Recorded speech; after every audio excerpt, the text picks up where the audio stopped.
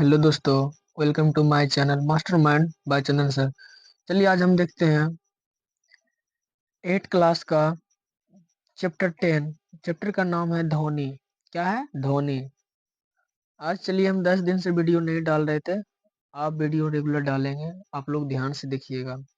Science का chapter 10 लेकर आए धोनी, अध्याय 10, कक्षा 8 का। चलिए इसका क्वेश्चन और आंसर दिया रहेगा, आप लोग ध्यान से देखिएगा। देखिए, सही उत्तर चुनिए। ध्वनि संचारित हो सकती है केवल वायु या गैस में, केवल ठोसों में, केवल द्रवों में, ठोस द्रवों तथा गैसों में, ठोस द्रवों तथा गैसों में। इसका राइट ऑप्शन हो जाएगा घ नंबर। क्या हो जाएगा? घ नंबर। क्या होगा? घ नंबर इसका राइट ऑप्शन होगा। ठोस द्रवों तथा गैसों में हो सकती है।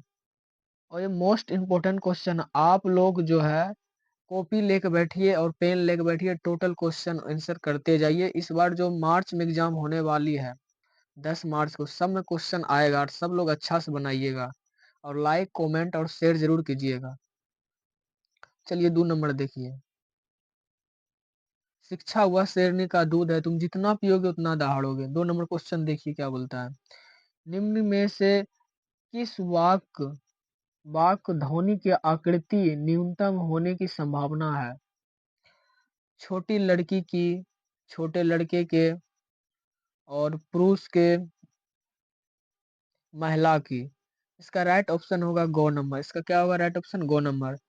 3 नंबर देखिए क्वेश्चन क्या कहता है। 3 नंबर क्वेश्चन बोलता है, ध्यान से सुनिए, कि निम्नलिखित कथनों में सही कथन के सामने, निम्नलिखित कथन के सामने एफ पर निशाना लगा। इसका राइट ऑप्शन होगा गो नंबर। इसका क्या होगा? गो नंबर। दो का गो होगा। देखिए को नंबर क्वेश्चन क्या बोलता है। ध्वनि निर्वात में संचारित नहीं हो सकती है। फिर क्या बोलता है? किसी कंपित वस्तु के प्रति सेकंड होने वाले दोलनों की संख्या को किस आवर्तकाल कहते हैं? इसको सही गलत करके बताना है। यदि कंपन का आयाम अधिक हो तो ध्वनि मंद होती है। मानव कानों में के लिए पर प्रास 20 हर्ट्ज से 20 हर्ट्ज से 20,000 हर्ट्ज है। कंपन की आवृत्ति जितनी कम होगी तरत्व उतना ही अधिक होगा। अवांछित या अप्रिय ध्वनि को संगीत कहते हैं। ध्वनि प्रदूषण आशिक श्रवण अस्वत्ता उत्पन्न कर सकती है। चलिए नेक्स्ट देखिए। यहाँ देखिए सबका आंसर दिया है, यहाँ ध्यान से देखिए 3 नंबर का आंसर। पहला का होगा ध्वनि निर्वात में संचारित नहीं हो सकती है, ये राइट होगा। फिर कंपित वस्तु किसी कंपित वस्तु के प्रति सेकंड होने वाले दोलनों की संख्या को इसका आवर्तकाल कहते हैं, ये भी फैल है। फिर यदि कंपन के आयाम अधिक है तो ध्वनि का मान, ये भी फैल है। फिर मानव कानों के सुरता का प्रास 20 हर्ट्ज से 20,000 हर्ट्ज है। इसका राइट ऑप्शन होगा। इसके बाद 6 नंबर होगा टी, ये होगा। ध्वनि प्रदूषण आसंकी श्रव असंगतता उत्पन्न कर सकता है। इसका ऑप्शन ये होगा। देखिए इसमें क्या बोलता है 4 नंबर में। उचित शब्दों द्वारा रिक्त स्थानों की पूर्ति कीजिए। किसी वस्तु द्वारा एक दोलन को पूरा करने में लिए गए समय को कहते हैं। फिर क्या बोलता है ख नंबर, प्रबलता कंपन के से निर्धारित की जाती है। आवृत्ति का मात्रक है। अवांछित ध्वनि कहते हैं। ध्वनि की तीक्ष्णता कंपनों की से निर्धारित होती है। चलिए इसका देखते हैं आंसर। पहला देखिए क्या दिया है, आवर्तकाल आंसर दिया है। फिर देखिए आयाम दिया है, फिर हर्ट्ज दिया है, फिर शोर दिया है, फिर आवृत्ति दिया है। चलिए 5 नंबर देखते हैं। 5 नंबर देखिए क्या बोलता है। एक दोलन 4 सेकंड में 4 बार दोलन करता है। इसका आवर्तकाल तथा आवृत्ति ज्ञात कीजिए। आवर्तकाल बराबर समय लगा दोलन की संख्या, तो 4/40 से भाग जब दो काटोगे तो 0.1 सेकेंड होंगे। फिर आवृत्ति दोलन की संख्या, समय लगा, फिर 40/4 से काटोगे 10 हर्ट्ज होगा। 6 नंबर देखिए क्या बोलता है। एक मच्छर अपने पंखों को 500 कंपन प्रति सेकंड की औसत दर से कंपित करके ध्वनि उत्पन्न करता है, तो कंपन का आवर्तकाल कितना है? आवर्तकाल निकालना है। फिर समय लगा, दोलन की संख्या 1/500 बराबर 0.002 सेकेंड। चलिए अच्छा से उतार लीजिए। चलिए 7 नंबर देखिएगा। वीडियो पसंद आएगा तो लाइक और सब्सक्राइब कमेंट जरूर कीजिएगा। बहुत मेहनत लगता है वीडियो बनाने में। चलिए देखिए 7 नंबर। निम्न वाद्य यंत्रों में उस भाग को पहचानिए जो ध्वनि उत्पन्न करने के लिए कंपित होता है। ढोलक, सितारा, बांसुरी। देखिए इसका सबका आंसर दिया। ढोलक में तकनीक झिल्लियां होती है जो ध्वनि उत्पन्न करने के लिए कंपन करती है। फिर सितारा, सितारा में तकनीक तार कंपन होने पर वह ध्वनि उत्पन्न करते हैं।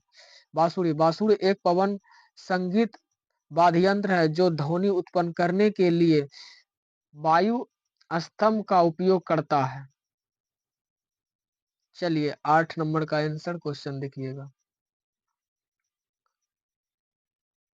8 नंबर देखिए क्या बोलता है। शोर तथा संगीत। शोर तथा संगीत क्या अंतर है? क्या कभी संगीत शोर बना सकता है? संगीत एक ध्वनि है जो एक मधुर अनुभव उत्पन्न करती है, जब शोर एक अवांछित और अप्रिय ध्वनि है जो संगीत प्रकृति है। संगीत वाद्य यंत्र यदि द्वारा उत्पन्न होते हैं तो शोर वाहनों के हॉर्न मशीनों यदि द्वारा उत्पन्न होती है। संगीत भी शोर का रूप धारण कर सकती है अगर वो संगीत से ज्यादा ऊंची आवाज में चलाया जाए या बहुत सारे संगीत एक ही समय में जोर शोर से चला जाए। चलिए 8 नंबर देखिए। चलिए 8 नंबर देखिए। चलिए 8 नंबर देखिए। चलिए 8 नंबर देखिएगा। 8 हो गया। 9 देखिए। चलिए 9 नंबर देखिए क्वेश्चन क्या बोलता है कि अपने वातावरण में ध्वनि प्रदूषण के स्रोतों की सूची बनाएं। शोर प्रदूषण के प्रमुख कारण वाहनों की आवाजों, विस्फोट जिनमें पटाखे फोड़ने मशीनों, लाउड स्पीकर आदि शामिल है। तो घर के स्रोतों से भी शोर प्रदूषण होता है, जो ऊंची आवाज में चलाए गए टेलीविजन तथा ट्रांजिस्टर, रेडियो, कुछ रसोई के उपकरण, कूलर, वातानुकूलक सभी शोर प्रदूषण के लिए उत्तरदायी है। चलिए 10 नंबर का क्वेश्चन है देखते हैं। वर्णन कीजिए कि शोर प्रदूषण मानव के लिए किस प्रकार के हानिकारक है।